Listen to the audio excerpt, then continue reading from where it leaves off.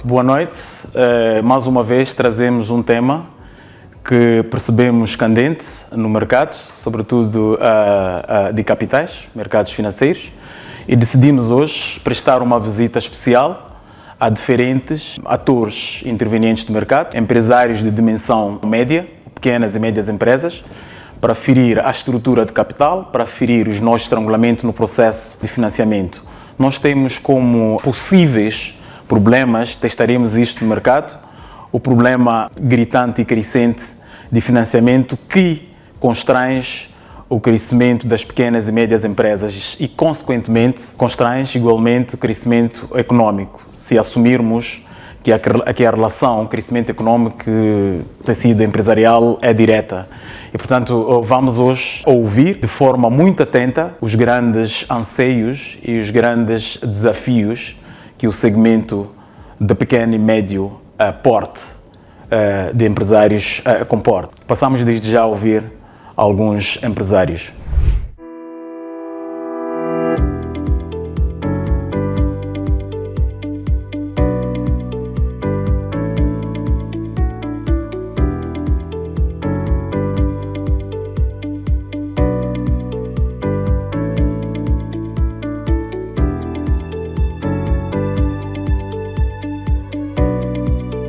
Bom, a TBAltura é uma entidade público-privada, é uma parceria público-privada, foi estabelecida entre os municípios de Maputo e Matola e a Skyrent, no sentido de fazer a gestão dos ativos que a TBAltura tinha.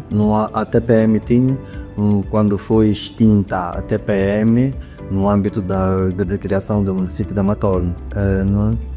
E talvez muita gente não sabe que quando foi extinta a TPE, foi criada a EMTP, que é a Empresa Municipal de Transportes. Eles tinham adquirido alguns ativos para aluguel executivo. Então, no âmbito desta separação, alguns ativos foram para Maputo, outros foram para Matola, os ativos normais, autocarros normais.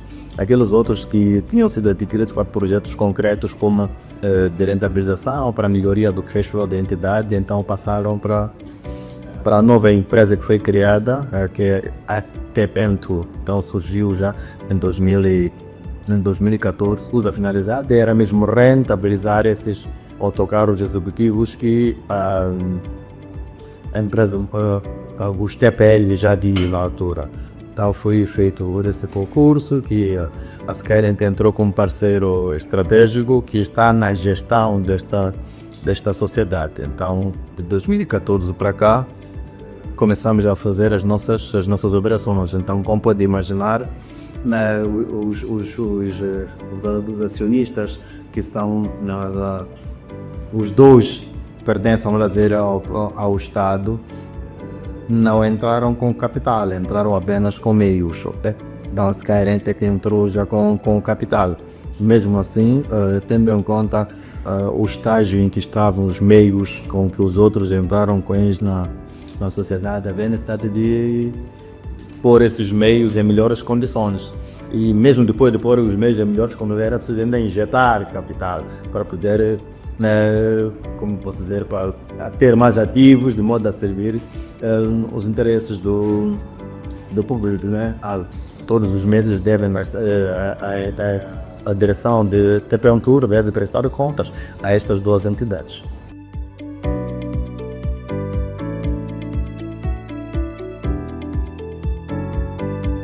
A 9 de outubro celebramos os nossos 10 anos de atividade e, olhando para trás, achamos que, podemos dizer que devemos cumprir tudo, né? Fizemos a nossa parte.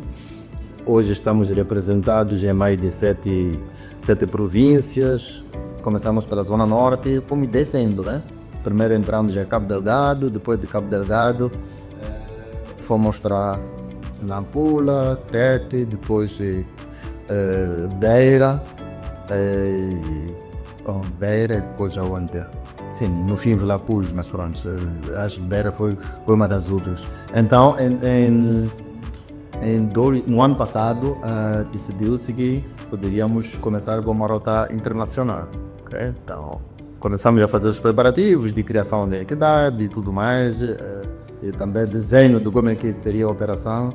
E no dia 9 de setembro, outubro, como disse, nos 10 anos, não lançou-se essa nova rota internacional, que hoje estamos a fazer uma Maputo Nelspruit.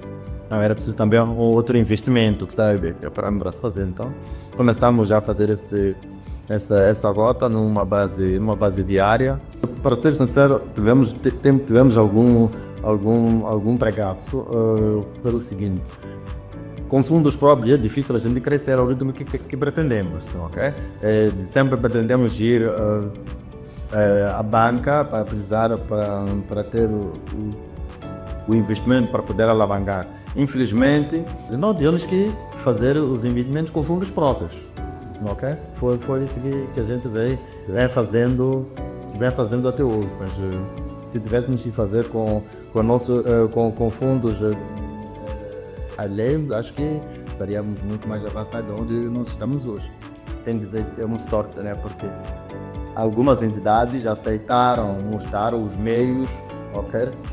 E a gente ir pagando isso aí de uma forma mensal até poder liquidar, para comprar autocarros. Então, algumas entidades, ou os carros também, algumas entidades confiaram em nós e demos a prerrogativa de nos trazer os carros, os autocarros, nós íamos pagando uma base mensal até liquidar a dívida, não sem termos que ir para a banca. Foi uma questão de confiança que eles deram e foi assim que estamos a gerir até o dia de hoje. Então, de alguma forma, o fato de termos usado os fundos próprios também ajudou-nos na nossa rentabilidade, ok? Porque baixamos os custos com o capital, crescemos devagar, mas pronto, pelo menos não temos esse ônus tão grande. A entidade começou do zero e hoje temos 100 colaboradores, 124 autocarros, então, para nós achamos que cumprimos a nosso dever.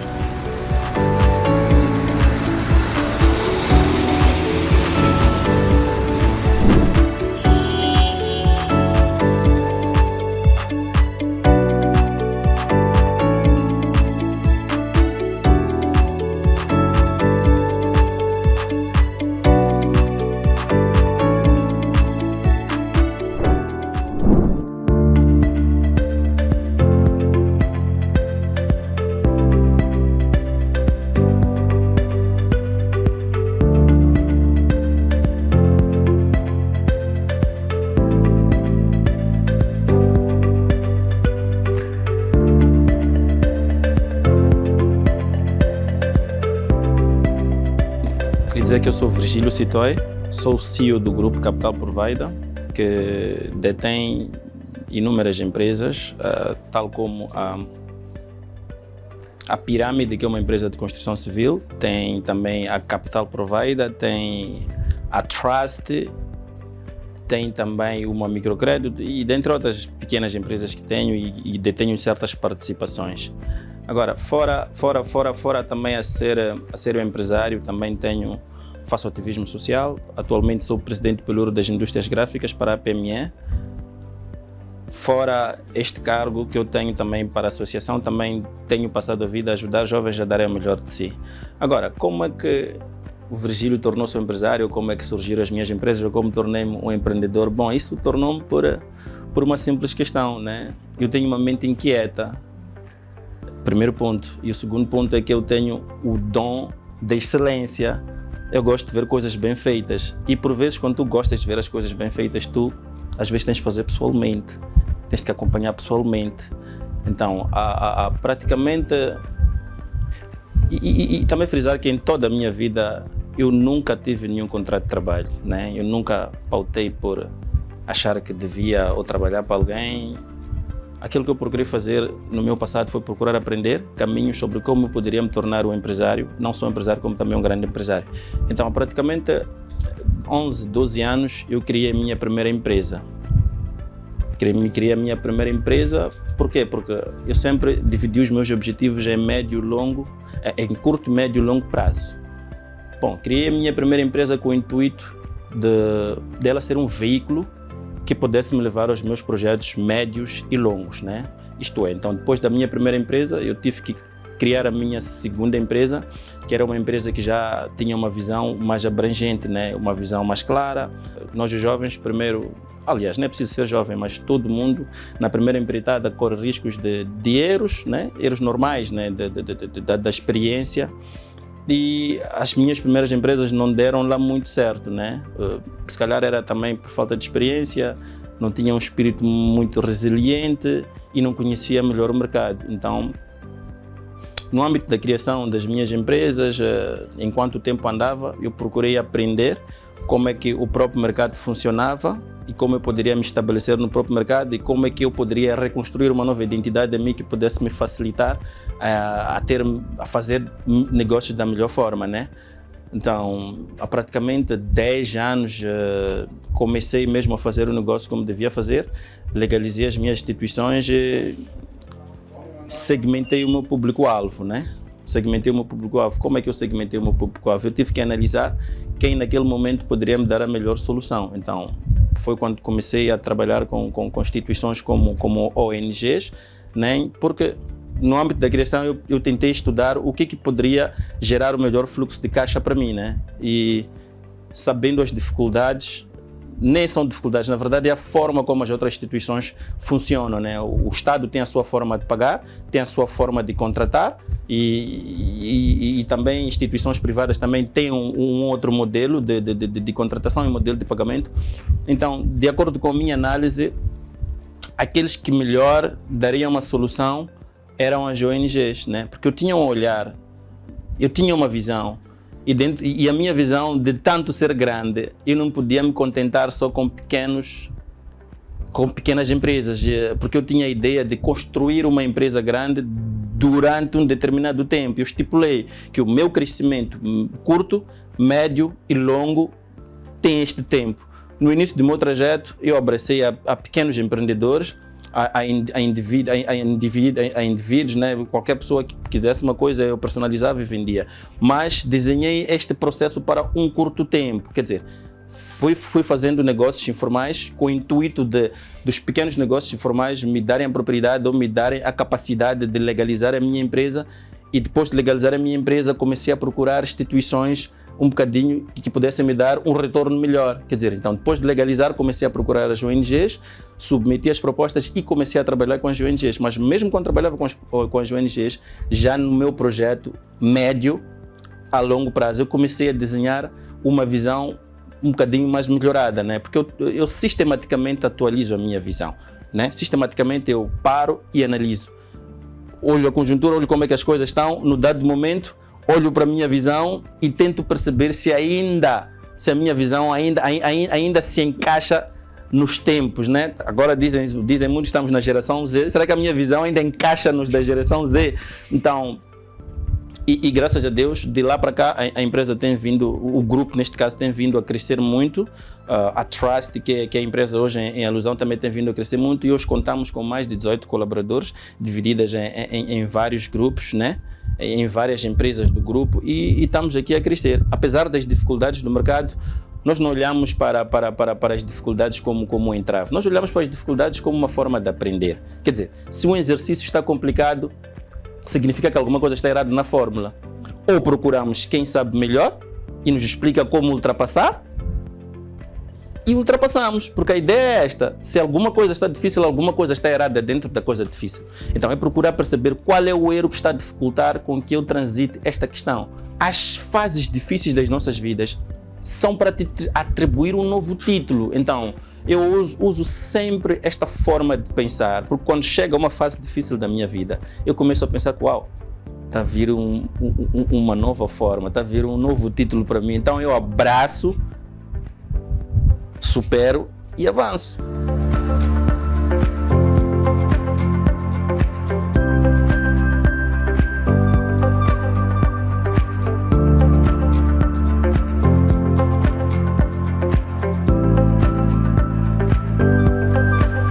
Eu contei muito com o apoio da minha família, mas também eu usei uma estratégia no meu passado.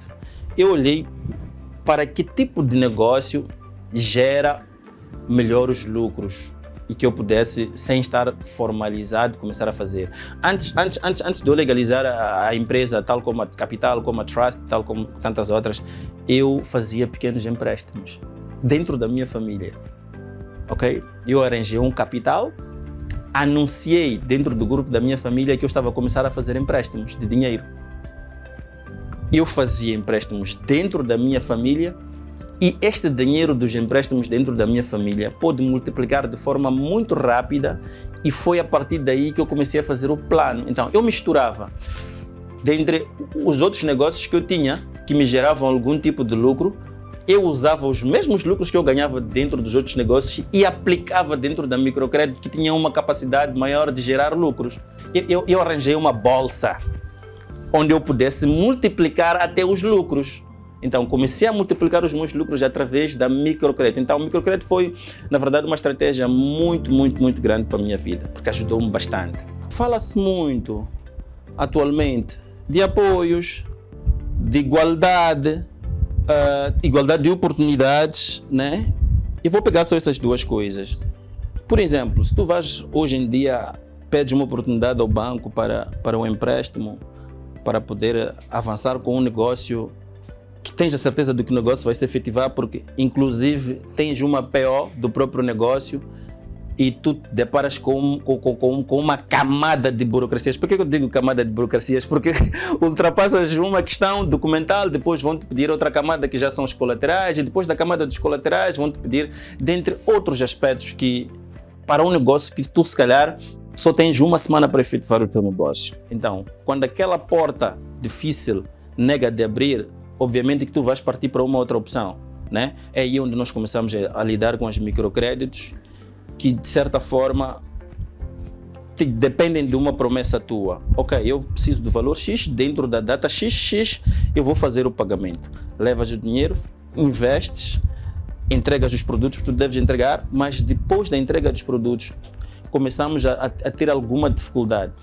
E eu costumo dizer que, por vezes, a questão da dificuldade em ter o pagamento, eu costumo dizer, em jeito de brincadeira, que para tu seres uma pessoa má ou seres um burlador, às vezes nem precisas ser exatamente isto.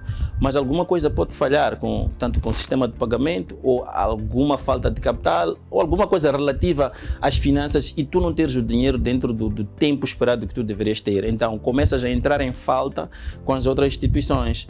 Mas nós sabemos que os bancos até têm uma forma um bocadinho mais mansa de fazer as suas cobranças, mas as microcréditos já não têm esta forma, já não têm esta capacidade de levar as coisas em ânimo leve. Por quê? Por vezes não é porque são maus, mas também são pequenas empresas que precisam destas pequenas contribuições para sobreviver, percebes? Então começa aqui já a haver uma questão de desequilíbrio. Por quê? Porque eles te fazem uma pressão e tu, como dono de uma instituição, estando a viver com uma pressão de pessoas que não querem justificativas, mas pura e simplesmente querem que tu honres com o que tu prometeste, e tu não consegues entrar, passas o primeiro mês, começas a entrar numa fase de juros de mora e começas a perceber que nem o negócio que tu fizeste já não está dentro daquela perspectiva. Por quê? Porque a perspectiva que tu tinhas com o negócio era de mais ou menos um mês com a instância de crédito. E depois daquele mês, quando começas a ultrapassar os juros de mora, tu começas a entrar numa fase já complicada, em que já o quadro já vira em que a pirâmide já vira para um negativo. Em vez de estares num negócio que te traria, já estás num negócio que te tira dinheiro, ok? Então, fora esta questão financeira e administrativa, nós começamos a entrar já naquela outra questão que eu disse da igualdade. Nós sabemos que às vezes para fazer negócio, tanto em Moçambique, e também pude estudar que não é só em Moçambique, mas é na esfera global. Às vezes é importante, às vezes quem faz negócio é quem tem uma certa influência. Não é todo negócio que é feito só na base do critério normal de escolha, participou, ganhou. Existem alguns aspectos em que, principalmente nós jovens que temos poucas oportunidades, vimos as oportunidades a nos passarem. Por que ele e não nós? Qual foi o critério?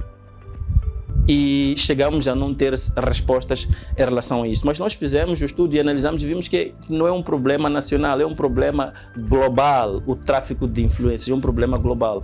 Mas eu vou me focar no nosso país.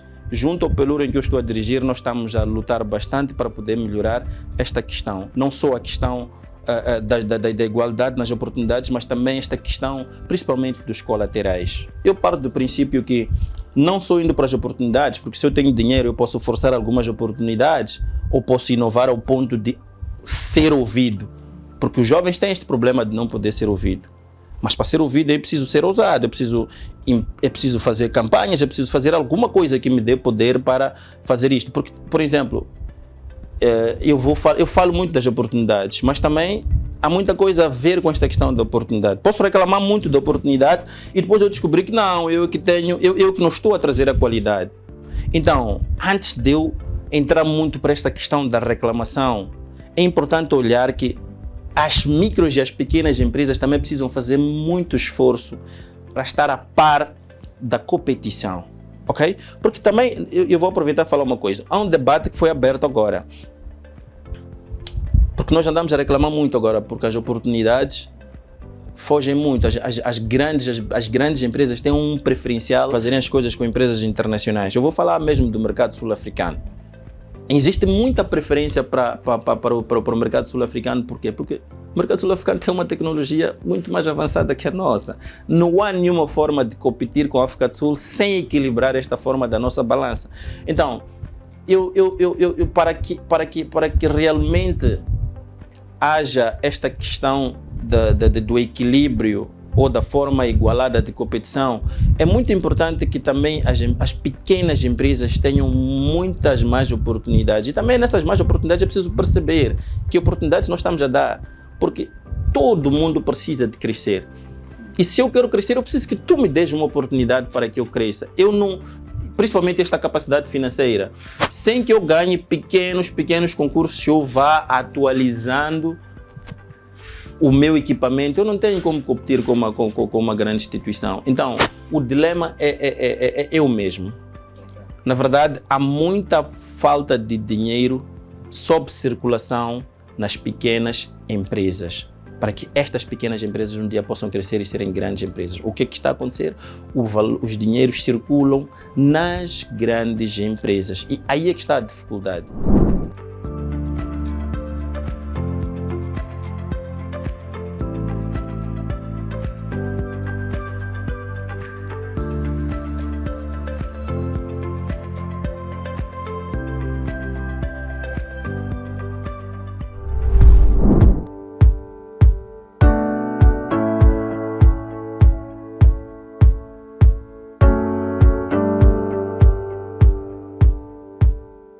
No mercado financeiro, no ecossistema financeiro como um todo, nós temos duas partes. Temos o financiamento relativo ao capital alheio, ou melhor, a dívida, que é endividamento bancário, e depois temos um financiamento relativo ao capital próprio. Sim. Se nós apostarmos na participação privada, apostarmos em procurar indivíduos, em procurar investidores ou capitalistas que aceitam o seu risco, posso lhe garantir que financiamento bancário, que não é mau de tudo, vai servir para a tesouraria. E quando chegar a este nível, já não vai ser tão caro como parece. Porque é caro hoje, por quê? Porque tem de compensar o risco de perder dinheiro. Então, se eu peço garantia, é para compensar o risco de perder dinheiro. Se eu perco dinheiro, ele não paga, se o negócio dele não anda, então pelo menos vou executar a garantia e vou monetizar a garantia e tenho o meu dinheiro recuperado. Agora, eu, investidor de risco, já não tenho isso. Eu devo acreditar no seu negócio. Razão porque devo ser também agente de desenvolvimento. Como é que eu sou agente de desenvolvimento? Eu vou lá garantir que o meu insumo para o crescimento solo do seu negócio está lá. Que é para garantir a recuperação do meu dinheiro. Sim. E se consegue o grupo mobilizar um investidor de capital que já é reputacionalmente conhecido, é automático. O crédito reputacional dele transfere-se ao teu preço, transfere-se à tua imagem. Este é que é o segredo das pequenas e médias empresas para o processo de financiamento. E é frequente o problema de financiamento como fator determinante ou fator que inibe o crescimento da sua base de negócio ou das suas bases de negócio. E, portanto, o que nós pensamos é que há necessidade, e nós como promotores de soluções alternativas ou soluções essenciais de financiamento, temos a função, entre várias, de abordar temas de forma prática, no sentido de despertar as mentes, no sentido de despertar aos empresários de médio porte a mobilizar financiamentos relativos ao capital próprio. Porque neste momento o que nós constatamos é que o financiamento que é comumente conhecido ou que é de domínio informacional para este segmento de mercado é o bancário. Mas o bancário tem as suas limitantes e, portanto, elas recorrem muitas das vezes a operadores de microcrédito, recorrem muitas das vezes a microbancos que comportam algum custo. E por esse efeito temos também, não é assertivo, não é assertividade, mas temos a sensação, a impressão de que a cultura de empreendedorismo, a cultura do corporate governance, no sentido de apurar a remuneração real do capital que é mobilizado ou aportado a um determinado projeto, promovido por médios e pequenos empresários, é ainda desafiante. Não só desafiante, como periférico também. Periférico mesmo porque não existe ainda informação suficiente, não existe ainda informação sobre as possíveis soluções para o financiamento ou para o estrangulamento de financiamento que é atualmente vivido pelas empresas de médio e pequeno porte. Portanto, pensamos nós que o despertar de uma indústria de capitalistas e investidores de risco é sobremaneira importante.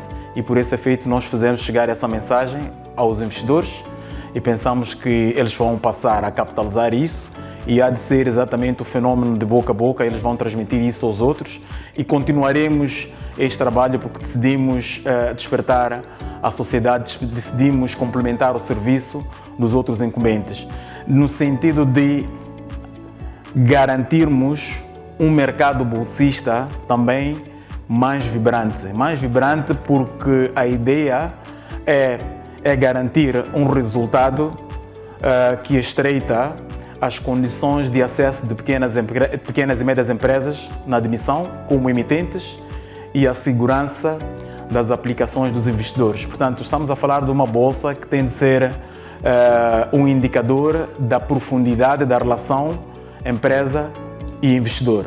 Portanto, não falamos de uma bolsa como o promotor de empresas ou o promotor de investimentos, mas falamos de uma bolsa como um barômetro. E é esta ideia que deve-se veicular ao mercado e pensamos que estamos a fazer com algum sucesso, estamos a ouvir, é exaustivo sim, mas este é o custo da escolha que fizemos, que é ser o promotor de operações de bolsa e o promotor de um mercado de capitais que tem como objetivo primordial o financiamento de iniciativas privadas.